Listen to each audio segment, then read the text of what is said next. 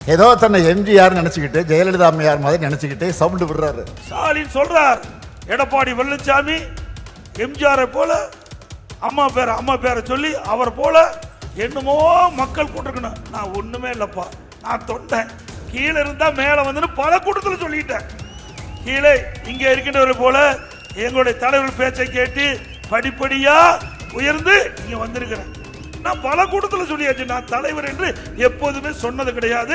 எல்லா தொலைக்காட்சியில் நீங்க பாருங்க, பல்வேறு கூட்டத்தில் பேசிய பேச்செல்லாம் கேளுங்க.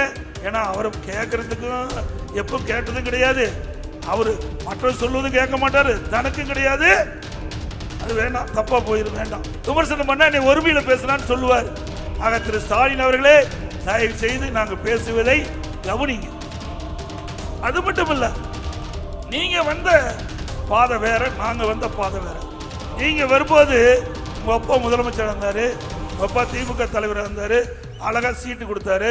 உங்க அப்பாவுடைய செல்வாக்குல நீங்க எம்எல்ஏ ஆனீங்க, மந்திரி ஆனீங்க, துணை முதலமைச்சர் ஆனீங்க, திமுக தலைவர் ஆனீங்க. உங்களுடைய பாதை வேற. எங்களாட்டம் இங்க இருக்கிறவங்களாட்டம் உங்களை போல நின்று தலைவருடைய பேச்சை கேட்டு கிளை செயலாளர் இருந்து, ஒன்றிய பொறுப்பு இருந்து, மாவட்ட பொறுப்பு இருந்து, மாநில பொறுப்பு இருந்து, எம்எல்ஏ இருந்து, எம்பி இருந்து, மந்திரி. இந்த இயக்கத்திற்கு கடினமாக உழைத்த காரணத்தினாலே, இந்த இயக்கத்துக்கு விசுவாசமாக இருந்த காரணத்தினாலே, இங்க இருக்கின்ற நிர்வாகிகள், இங்க இருக்கின்ற பொதுமக்கள் கூட்டத்தில் போனா நான் யார் தெரியுமா? முத்துவேல் கருணாநிதியுடைய மகன். உங்க அப்பா பேரை சொல்லிதான் உனக்கே தெரியுது. உங்க அப்பாவுடைய அடையாளத்தை தான் நீ வாழ்ந்துட்டு இருக்கிற.